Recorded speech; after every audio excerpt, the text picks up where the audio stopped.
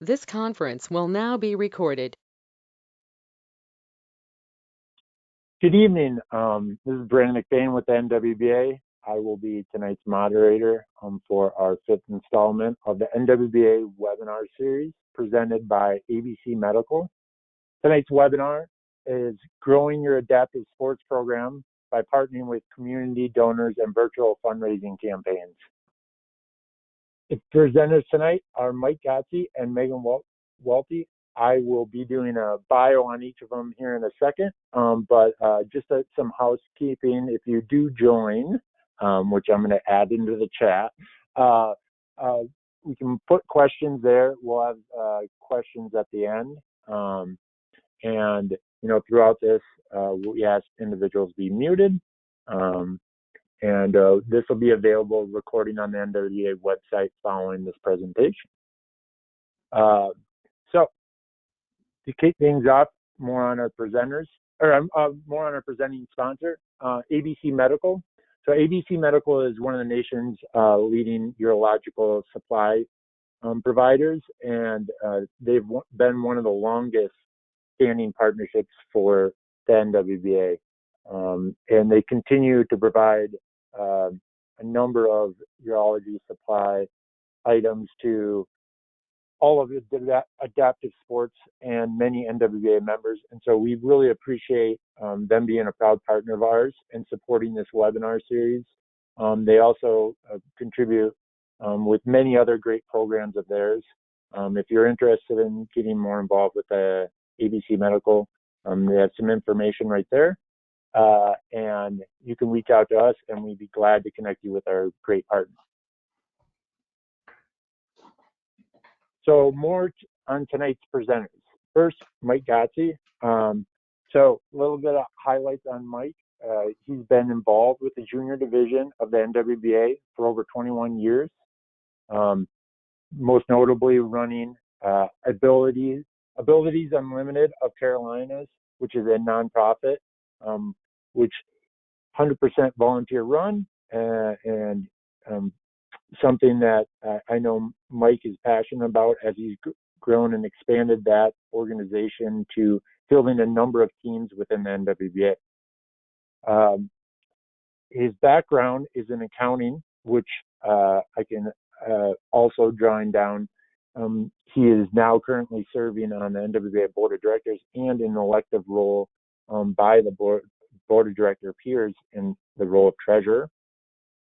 Now kind of some coaching and other accolades of Mike's.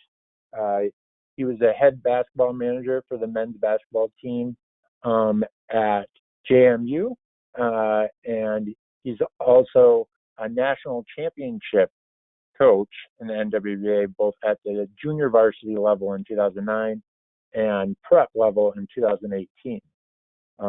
He's been recognized for his contributions in the NWBA, winning the Bill and Julie Duncan Good Guy Award and the NWBA's Dave Ruback Legacy Award, recognizing parents that continue to contribute to the junior division. Mike is married, father of two, and hobbies is focusing on wheelchair basketball, mission trips, and helping others.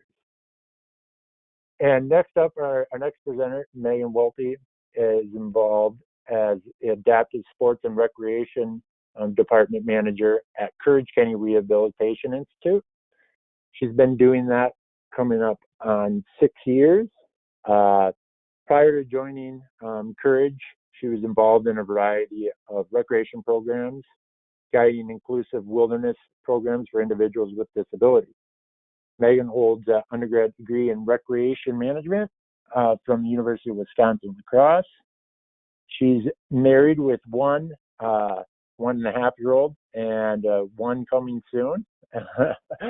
And she's an avid skier, outdoor enthusiast, and is a passion about inclusion and the power of recreation. So I welcome both of them this evening, and I really think that they're going to share some great, valuable information for all of those that are in attendance and for those watching this recording later. So I look forward to passing the baton over to Mike and kicking off the presentation. Hello, everyone. So tonight, what I'm going to talk about is finding and prepping yourself for community donors. It's kind of a six-step process. The most important thing is you have to educate yourself about your organization. We'll go into that in a second. Then identify potential donors. Prepare your elevator speech, and there's actually a couple of elevator speeches that you'll have, a kind of a 1 minute, a 5 minute, and a 10 minute, depending on the scenario. It's important for you to understand in step four, the understanding the value of networking, because a win isn't always just somebody writing you a check. There's so many other ways that people can help contribute to the success of your organization. Most important maybe is the meeting, the actual meeting. And then as always, there's a follow-up, a thank you, and the future partnership step. So we can switch to the next slide and we'll go over educating yourself about your own organization.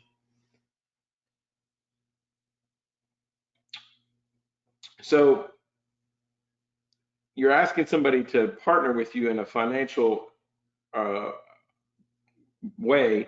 So it's important that you understand the finances of your organization. So that means that you need to either one, have access to your organization's IRS Form 990, or be able to be in contact with the person that has that information that you trust talking to a potential donor. So it's knowledge is power in that instance. You don't need to necessarily have the information. You just need to know where to go get it or who to point the person in the direction of. Understanding the history, traditions, and superlatives of your organization are also critically important. What you don't want to do is be talking to a donor and find out halfway through the conversation that they know more about your organization than you do, because maybe you haven't prepared yourself enough. And that's really just spending some time learning about your organization. The next step would be other sports and strategic relationships that your program might have. Maybe you just have wheelchair basketball, but a lot of the programs within the NWBA, they have multiple sports throughout the entire calendar year. It's important to understand those sports and strategic relationships.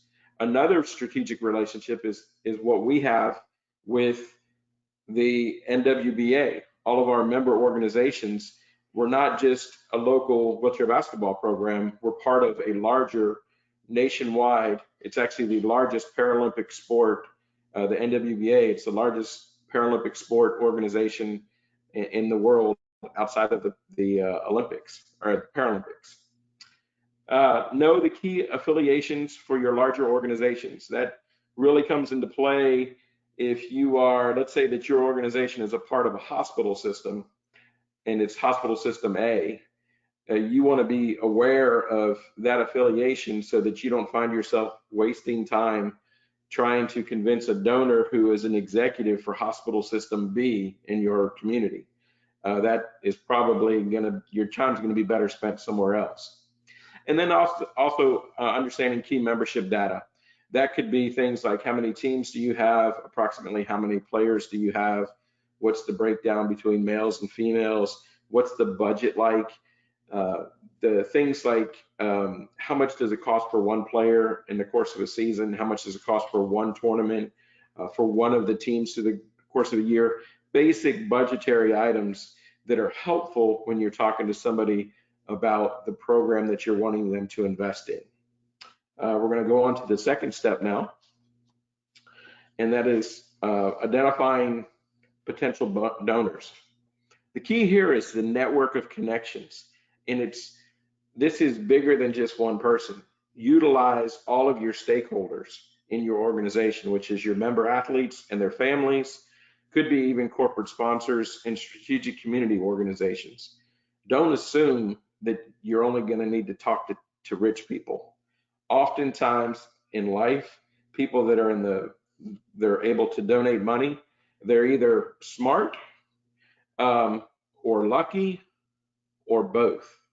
But oftentimes they don't necessarily just need to be a smart person. Certainly they don't need to just be a rich person, because as we'll talk about in a second, there's a lot of value in a person that never writes you a check because of their network of communications. And in this particular picture that you can see here, one of the things, the main reason I wanted to put this up here, it has the Charlotte Hornets in here. They actually don't support the Rolling Hornets at all, but I love the quote that's on the wall. Be an expert on our team game. That's one of the things that's critically important when you're talking to somebody about your organization. You want them to feel and know that you're an expert on your organization in your sport. The third step is preparing your elevator speech, or as I had mentioned before, there's multiple speeches that you're going to come up with. There'll be, and if we can switch to the next slide. So you've got a 1-minute speech, a 5-minute speech, and a 10-minute speech. The 1-minute speech is really basic stuff. We're a wheelchair basketball program. We're 100% volunteer run, 501c3 nonprofit. Here's the criteria for being a wheelchair basketball athlete. This is when practices are. You're pretty much almost out of your minute at that point in time. I'm going to go over my exact 5-minute elevator speech in a second. And then the 10-minute speech is when you're getting into more details about specific. If you provided $2,500, we would be able to provide a chair to the program. If you were to provide maybe $2,500, that might pay for one weekend's tournament for one of the teams that we have. But what I'm going to talk about is my 5-minute commercial for my program, which is in Charlotte. So imagine I've already gone through the 1-minute conversation, and here we go with, so this is Mike, the coach, talking, the program leader.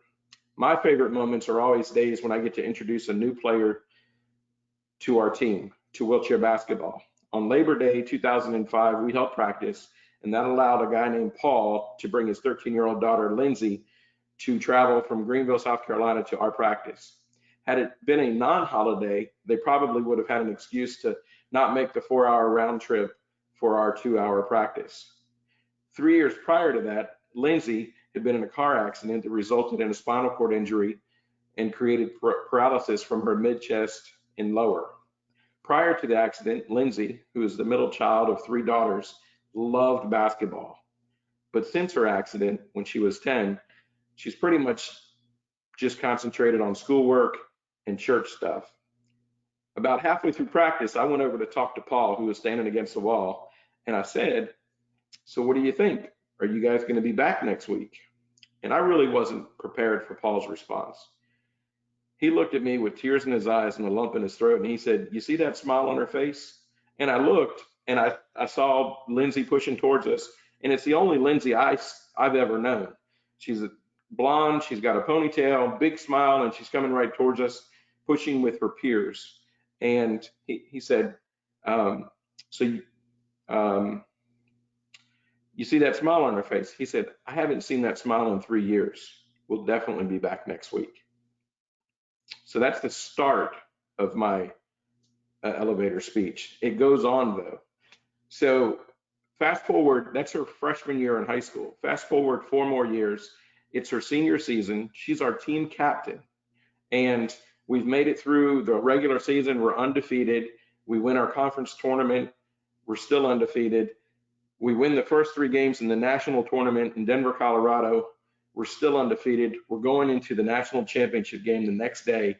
In our program, what we do is we have, before the last tournament or the last game, we have what we call the senior send-off. And that's where the program gets to say goodbye to not only the player, but the family.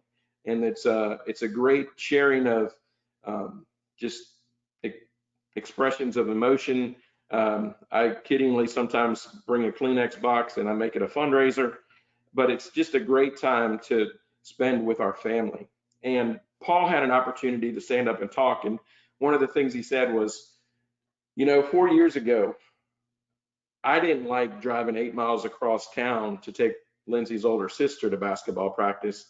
And when I heard I needed to drive her 2 hours to Charlotte for a 2-hour practice, I thought, okay, this will be a one-time thing, and then that's it. He's like, but let me tell you what, they could have built a gym across the street from our house and introduced a wheelchair basketball team to us, and we still would have continued to drive to Charlotte to be a part of the best sports organization we've ever known. The next day, we won a national championship. Lindsay then went on to spend 4 years playing wheelchair basketball at the University of Alabama. She graduated in 4 years, returned home to the Greenville area, and started a job as a child life specialist. she came to me at that point and said, you know what, coach, I still want to be involved in coaching and I want to play for the adult team. So she was one of my assistant coaches for the youngest age team, and she played for one of our adult teams. And then in 2007, it was a big year. She bought a house that year. She came to me. We were at the national tournament and we were talking about, you know what, we need to start a women's program. At the time, the closest women's program to us in Charlotte, North Carolina, one was in Texas and one was in Pennsylvania. And we needed to start one. And she was one of the first two players to sign up to be on that women's team. She also came to me and said, Mike, I can't be your assistant coach anymore for the prep team. And I smiled because I knew the reason why. She was going to be starting a program in Greenville, South Carolina with one other coach, which now, as of today, has 16 different members, all of which are younger than Lindsay was when she got first introduced to wheelchair basketball. Because of COVID-19 in 2020, it was the first time in the last 16 years that we didn't practice on Labor Day, because we know the importance that one day can make in a life and the ripple effects that can occur because of that. So would you like to partner with us and help us change the lives of others?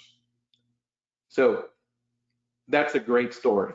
And you can use it for your program because that's the impact of adaptive sports. And I am a firm believer of that across the entire country, really across the entire world. But just talk to people in your organization about impact. There is a powerful story like that for every program across the country. And I just know that to be the case. Back to our list on the elevators speech. In the first webinar series that we had, which is on the NWBA website, Cheryl Vines and Darlene Hunter went through, and one of the things that Cheryl mentioned was you have to be able to answer the question, what does your program need? It's very important to a donor. And then secondarily, there's another question, what does your program want? Those are two very different things for a person that's deciding to help fund you. What do I need versus what do I want? Specific examples of that are the one player, one team, one tournament. And then other things to keep in mind is the NWBA, especially, we're huge on safety. All of our coaches and volunteers go through specific training. There's safe sport training, which is part of the Paralympic sport community that we all have to abide by.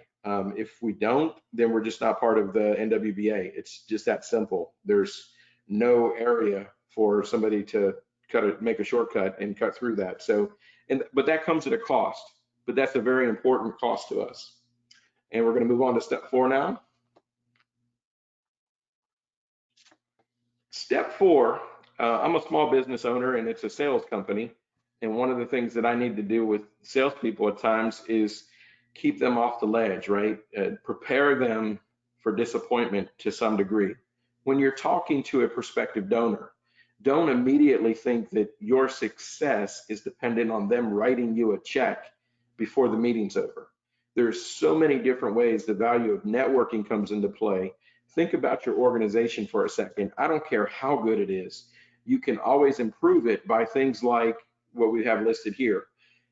Imagine if your program had access to a webinar series for your members, where an IEP is an individual education program that's in the school systems. If you don't think that's important, talk to one of your parents of one of your athletes. It's critically important. Have a program on navigating voc rehab. Have a program on navigating getting Social Security disability income. Have a program on driver's education for an individual that needs hand controls, or maybe you're not sure if they need hand controls or not.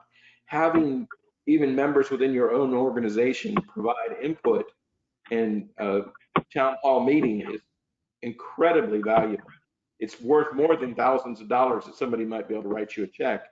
But having somebody with the organization skills to put all that together makes your organization better. Access to accounting, legal, and grant writing is critically important. Access to a graphic artist for home tournaments, videographer for promotional videos, or even an event planner for hotel and airfare planning makes your organization better. So understand that you might not leave with the check, but if you can leave with the network of a person to call that can get some of these things off of this list, it's fantastic. Next up is the actual meeting, the exciting part. You want to meet them where they're at, physically and appearance. If you're meeting at a gym at one of your games, you don't need to dress any differently. You're the coach, you're the one that's putting on the program, or you're the program administrator. Be yourself completely. If you're meeting them in their office, you need to do a little bit of research and understand how you should be dressed for their office. You want to make sure that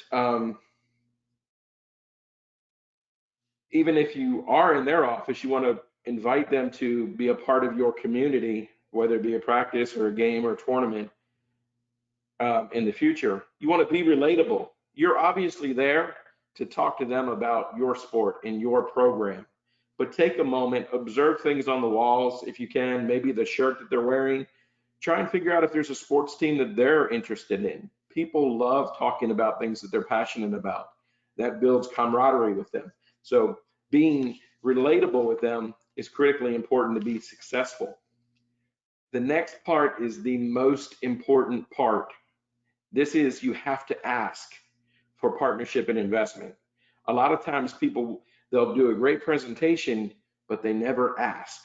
And for some people, especially those successful in business, sometimes they actually treat it like it's a little bit of a game. Look, he never asked for me to sponsor him. He never asked for me to write a check. He never asked for me to share my network of contacts. So make sure you make the ask and give them ideas. Sometimes it's cash. Sometimes it might be a stock donation or an introduction to their network of friends. The last part is to highlight perspective. Oftentimes, I'm a parent of a child with a disability, a child that's actually 26 years old now, but so my perspective changed once I had a child with a physical disability. And then it changed again once I got introduced to adaptive sports. So they may not understand what you understand about adaptive sports. So highlight perspective. If they've, maybe you can get on the topic of if they've ever had a broken foot or a knee surgery, if they've ever been mobility impaired. But it's important for you to highlight the perspective. And one other thing that I always try to impress upon people in like a disability awareness setting, but it would be appropriate because a lot of times our athletes will get they're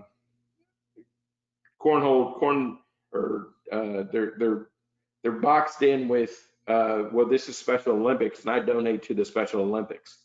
Our athletes by and large are not eligible to be in the Special Olympics. It's a lower body physical disability. It's not a cognitive disability.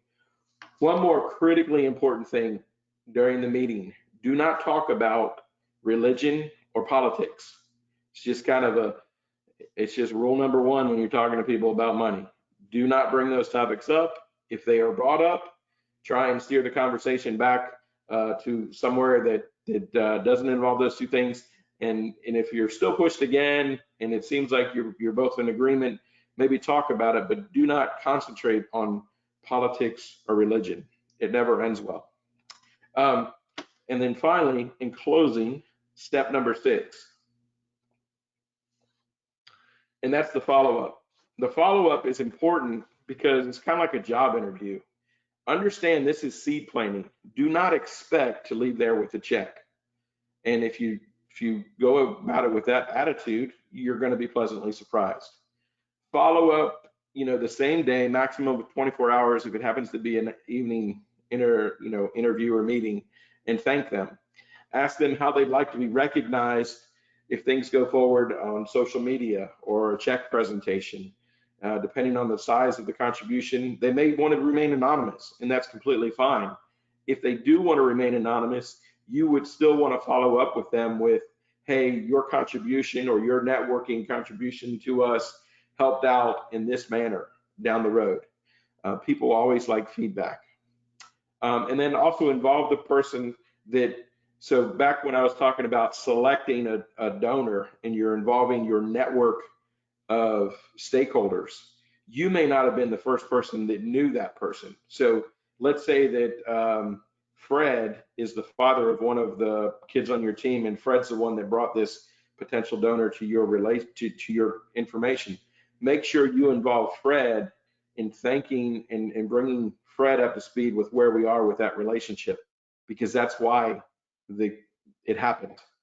And most importantly, especially in this COVID-19 environment, this conversation, it may not be face to face. It may be a telephone call. Obviously, you can project when you're passionate about something. And even on the phone, you can tell if a person is smiling and if they're upbeat and happy about it. Make sure you are when you're talking to somebody. That really transcends itself through the conversation. And then thank them for being a partner. You know, you don't want them to just think that they're just a donor. They're a partner in your relationship. They're a partner. Think of them as almost like a foundational builder for your sports organization, and that they are making a huge commitment that's going to help those, not just now, but in the future. And next, we're going to move on to Megan's part about virtual fundraising. Thank you, Mike. I found myself nodding along and agreeing with everything you just said. I mean, those relationships with donors can be so incredibly powerful. So thank you for building out those steps and giving us some guidance on how to build those relationships and make those asks. If you don't ask, you never know, right? So tonight, I'm Megan Walte. I'm the manager of the Adaptive Sports and Recreation Department at Courage Kenny Rehabilitation Institute based out of Minneapolis, Minnesota. Some of you old timers may also know us as the former Courage Center. And tonight I'm going to tell you guys, I'll just share with you a little bit a success story that we had with our Celebration of Courage fundraising event and trying it out virtual for the first time that happened back in June. We'll talk a little bit about the benefits of virtual events, and then I'll give you some tips and tricks that we learned along the way from our own little event, and hopefully you can take these and execute them in creating your own virtual fundraisers in the future. The next slide, Brandon. So every year we host the Celebration of Courage, and typically this is a 400-person luncheon at Target Field.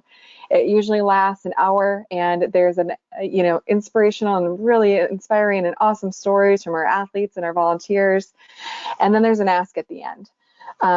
It is a free event for people to attend. As you can imagine, we're paying quite a bit for people to come just with the space, as well as a meal, but hoping that they'll make a gift and we'll be able to raise some money. And because it's an in-person event, it usually takes place in June, we decided to do it virtual this year. And the next slide. So typically, on a normal year, this event raises a little over $100,000, and I'm pleased to tell you guys that we did the same thing doing in a virtual event this year. We were blown away by the support. It took a lot of effort to get there, but it was incredible that through sponsorships and individual donations, we were able to raise $110,000. Just something to note that I found really interesting was that over $15,000 were raised prior to the event even starting. And all that was done through an online website campaign. And so we asked people if they aren't able to tune in, don't worry about it. You can still donate now and make a donation. Even though our sponsorships were slightly down, one of the things we did notice is that we were able to almost give the sponsorships a little bit more. I mean, they now had a website with a clickable link that was being viewed every single day, and just more touch points to donors. The other piece is that it allowed us to reach over 200 new donors as part of this event this year. Next slide. So one of the things that we did with the celebration that was a big learning for us is that we pre-recorded the entire event, but we also made it feel live. And so here you can see we're actually pre-recorded in a studio space. It took place, we recorded about a week out prior to the event happening, and then it premiered on YouTube and Facebook and our event website all at the same time. So when we did the premiere, we were able to have an online chat going and invited people. And so a lot of folks thought it was live, even though it was all pre-recorded. It was really a 30-minute program, so it was super short and sweet. If you comparing it to an hour luncheon, we really had to dial in and nail down those key talking points. And with that, we also did about a 15-minute pre-show. So folks tuned in a little bit early. They saw athlete testimonies as well as a short video that was produced by one of our athletes of just why Courage Kenny and why they love adaptive sports. And then after the event, we did about a 10-minute post show that had additional athlete thank yous. And what we did is we asked our athletes and our volunteers to actually pre-record a little video and send it to us, and incorporated those into the shows. The next slide. So the benefits of going virtual, this was a big decision for us to try something completely new. At this point in June, there's just a few examples out there of other organizations that were doing virtual events at the time. But one of the neat things that we found is that it really allowed us to broaden our audience. It gave us a chance for unlimited attendees. We weren't paying per plate for everybody that was there. And people were, we really used our network of our athletes, our volunteers, and our community members to reach out to their networks and invite people even from around the country to come and join us. So you can think of little Sally inviting her aunt and uncle, that live across the country to tune in to why she loves this program so much. And that's what we found. And it was a very successful campaign. It also allowed us to do a multi-day giving campaign, meaning that the event wasn't over, after that one day, but people could tune in and watch it at their own leisure. And we found people were giving weeks after the event even took place and premiered in June. The other piece that was really just made it easier for folks to tune in was a shorter time commitment. They didn't have to travel to a location, get all dressed up, take off time from work, all of those things. So it just made it way more convenient for donors to be able to tune in from the comfort of their own home and, do laundry at the same time as watching it or whatever needed to be done. And we found the viewership really went up that way. Next slide. So with that, when we're thinking about the tips for just the other benefit was it really allowed us to increase engagement from our athletes and our volunteers and the staff. Usually we're super limited in numbers as to how many people we can invite to the actual in-person event because of space. So this really got us a chance to engage our community in the actual ask itself. Here you can see it. We had athletes take pictures of themselves holding up thank you signs to be able to show the donors after the event and the post show.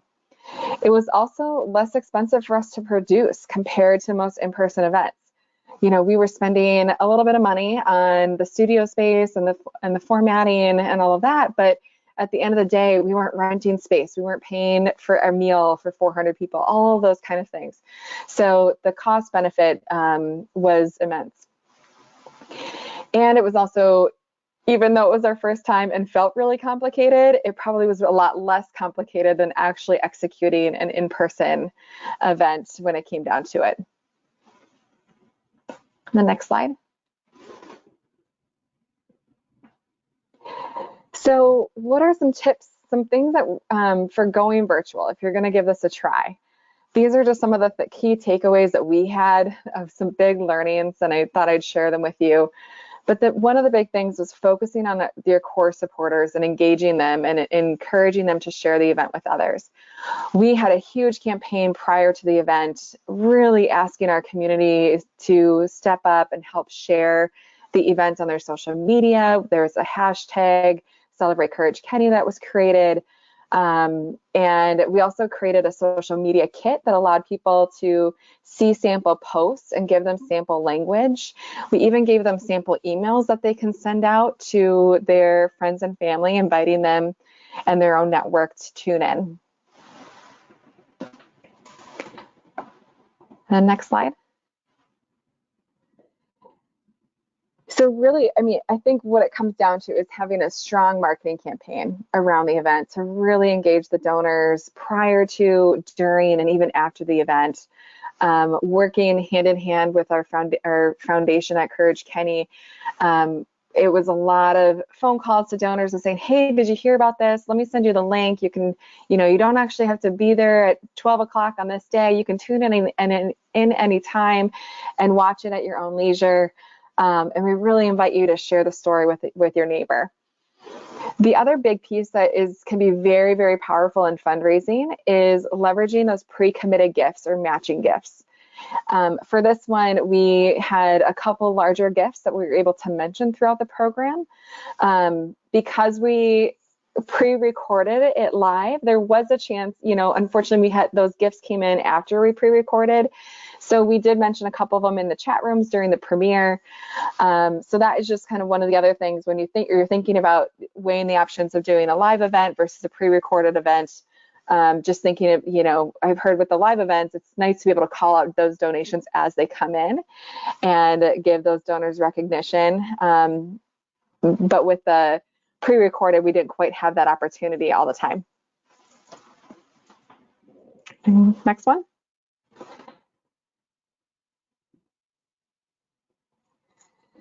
So the other thing is when there's so many options around different online giving platforms. And so it really, I think just taking the time and doing a little bit of research out there, asking other programs what platforms they used, and finding an online giving platform that really works for your organization. You don't want to pay for features that you're not going to use. We ended up using a platform called Mobile Cause, which basically gave us a website that we can premiere a video on. It had a really nice, nice ticker to be able to see the dollars going up. It allowed us to call out and recognize donors on the page, list sponsorships, all of those kind of things. It also gave us a new option to text to give, which we've never used before. And it made it really easy because what we did is we had that text to give option displayed throughout the entire program. So depending on when people tuned in, they were constantly getting that message and the ask to give. And it wasn't one of those situations where they would like put it on their cell phone bill or anything like that. It would just text back a link that they could then go to be able to go to the online page to give. So it was pretty easy to use, and a lot of people used it, which we were really, very happy about and surprised to see. The other thing to take into consideration, and I'm not an expert on all of these, but it's just, how much do these giving platforms cost? And what are you looking for? Are you looking for goal thermometers, countdown things? Are you doing a silent auction? There's different platforms that are better for having auction type items on there. And another tool that a lot of organizations have used are peer-to-peer fundraising tools where individuals can create their own fundraising page and send that out. So there's just a lot of different things to take into consideration. And obviously you don't want to pay for features that you're not going to use. The next slide. So the other thing is that we found is keeping your program short. People our attention spans, especially virtually these days, they get pretty short. So trying to keep your program 30 minutes or less, really have those highlights of those stories, but really do your best to make it fun, engaging, and mission driven.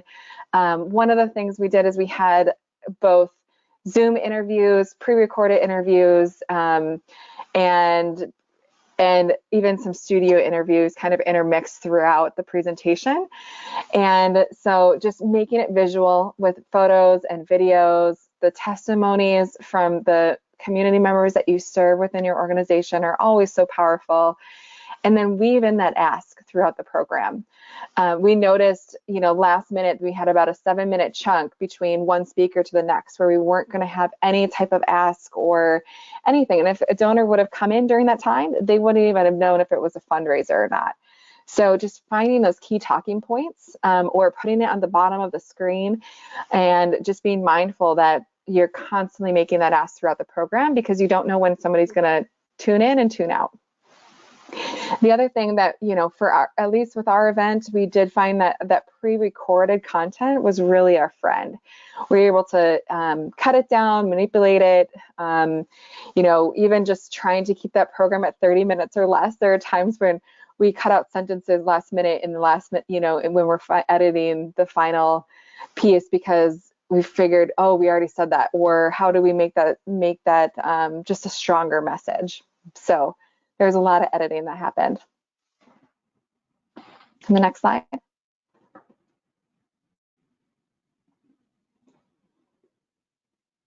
So just to answer a few of the questions that are in the chat here, yes, you guys can absolutely see the show. There's a link to it, and I can make sure to send that and put that in the chat here shortly.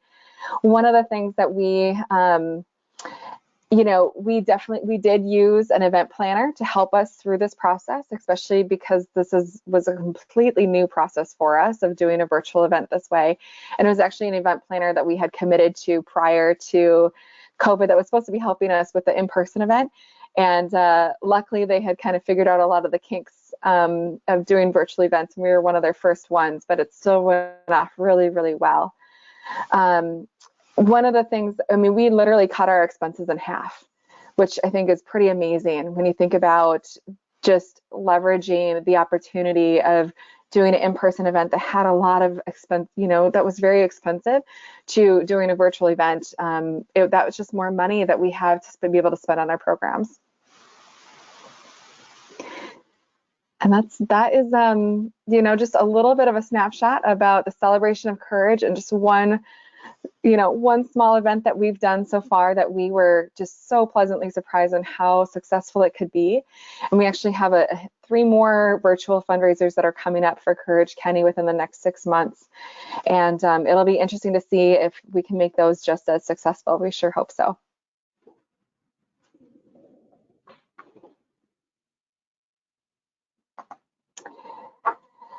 One of Mike's questions here is, in a non-COVID environment, do you think you'll do a virtual event in lieu of in-person in the future, or hybrid, or all in person? Mike, that's a great question. I think back to your presentation about just building that relationship with the donor. That was something that we really missed big time of doing a virtual event, is that you don't get that time, even just that FaceTime, to thank a donor in person, or be able to hear about what their kids are up to, and think, so that you can talk about that the next time you see them and continue to build on that relationship. So that, I think, is one reason we would potentially go back to in-person events. I think at the same time, what we realized is that these virtual campaigns can work for online giving. And we didn't do a ton of them in the past, and we're probably going to hopefully continue to do more of those online giving campaigns in the future. But just that time with donors, building those networks, are so important. So I hope that we can do some in person again in the future. So do you want to spend the winter in Charlotte? And yeah, maybe that's what we need to do. There we go. For sure. It's and it was a big learning process for us of trying it out for the first time. We also just had another event called the Shoot for Fun, which is a clay pigeon shoot, of all things, where people are actually going out and shooting guns. And typically that's a 500 in-person event. And what we did with that one is we actually split it up over the last month. So instead of 500 people coming on one day, we had 10 to 15 people coming each night throughout the month. And that worked out just as well. And really leverage those sponsorships to get those teams to still register for that type of event, even though it wasn't just a one day. So there's lots of different ways you can get around it. Yeah, go ahead. Hey, Megan, this is Brandon. I just wanted you to talk about, Mike had an earlier question about how much of the virtual event did you do in-house versus a third-party provider? And then maybe expand upon that, like, what could you do to maybe not do the full production that you guys did, but maybe a simpler version? I think that's where Mike's maybe leaning in with his question. Yeah, so we did basically for the celebration of courage, we did end up renting a studio space, and we used a professional editor to piece everything together, which was super helpful because we've been making virtual video. We've been doing a lot of YouTube videos and doing a lot of virtual classes and things in the last 6 months, but we're not professionals. And so we did spend a little bit of extra money there to have a professional editor piece it all together and also rent the studio space. One of the things about the studio space that I was pleasantly surprised with is the use of teleprompters. That came in really handy to keep us on point and on message, especially when we only had that 30 minutes. And so that was super, super helpful to have that script narrowed down and super tight before we went into the actual recording, and being able to use a teleprompter to keep us on script. The piece that we probably did the most of that we didn't use a professional on is just the recording of the Zoom interviews with our athletes. We were able to do some of those on our own and then just give that footage to the editor. We also did all of the kind of pre-event campaigning and the social media work on our own as well, of asking our athletes to share videos of themselves, of why they play sports, and just be able to highlight their connection back to the organization, and asking their friends and family to tune in. Thank you. And I kind of missed it. Did I get all of that there for you, Mike? Anything else? Awesome. And what I'm going to find the actual link here and put it in the chat to you guys.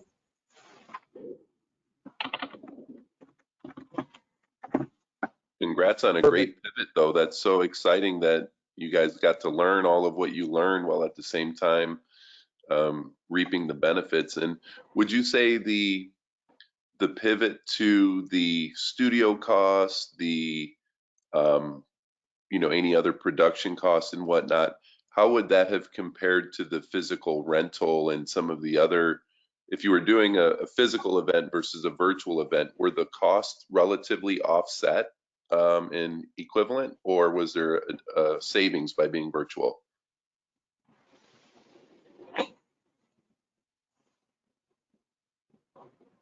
Yeah, I think I got most of that, Will. The costs were actually quite a bit less to do the production of the virtual event compared to the in-person. We spent probably $10,000 to $15,000 less compared to what we would usually spend in person, and that was because we aren't paying per plate for a meal and other things. And so what that meant is more of the sponsorship dollars could go directly back to the program, which was pretty incredible. And so that was a big takeaway for us. We weren't quite, we didn't know what to expect going in. We kind of knew our event budget. We wanted to stick to it. But, at the end of the day, it ended up being a lot cheaper for us to run an event this way. Yeah, so the silver lining of what you learned through the pandemic experience, that you can have a cheaper event. Oh, absolutely. More impact for the program. Yeah, it was amazing. And I think the other big takeaway for us was that, kind of going back to what Mike said, is you don't know if you don't ask, and just engaging our community in helping us fundraise and giving them an event that they could share across the country to their friends and families and to their own network. That was really easy. It was really accessible. All they had to do was click a link, that made it so much easier than asking your neighbor to come and join you at a luncheon where they have to drive downtown, pay for parking, all of those kind of things. So it did have a much further reach than our in-person event does.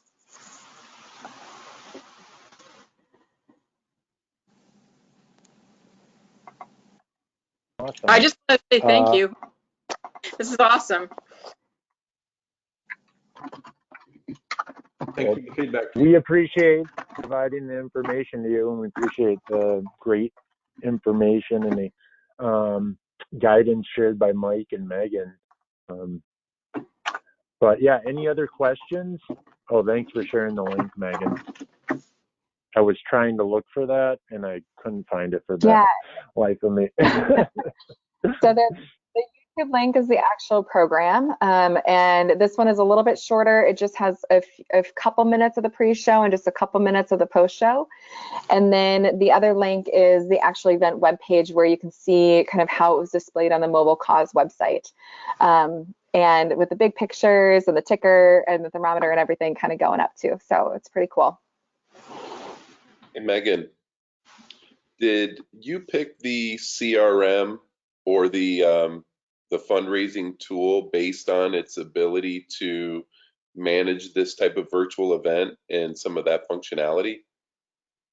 Yeah, I mean, we haven't used Mobile Cause before, and so that was really what we were looking for, is something that we could premiere a video on, where we really wanted the thermometer to be able to show the dollar amount being able to go up so people have that visual. And we also wanted to be able to have like the donors listed and the donors' names. The text to give option was a pretty cool option that ended up working out in our favor. And it made it easier for people to just, quickly send a text and be able to give from their phone. But that was really, I think we ended up using, and I don't know all those details of how much it costs or anything like that, but it's a subscription based. So we're using it for 4 or 5 events this year, with kind of a yearly membership type of thing. So it's worked out really well for us. That's great. And we're just working on a pilot program for a peer-to-peer campaign. And so we have a similar program. So I'm going to ask some of those questions of our account rep relative to that functionality. So this has been very insightful in that way. And Yeah. I also want to say thanks to Gene and Wes for tuning in and listening to this session and asking some good questions in the chat room. Thank you both as well.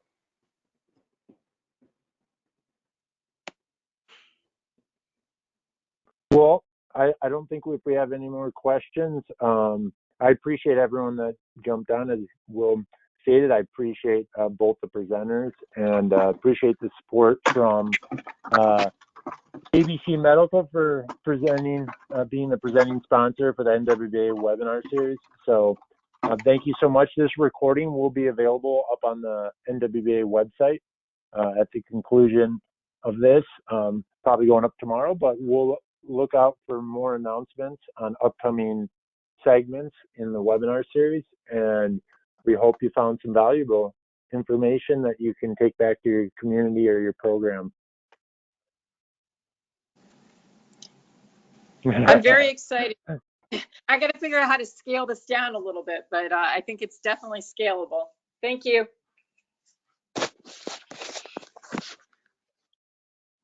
For sure. No worries. Thanks, everyone. Have a good evening.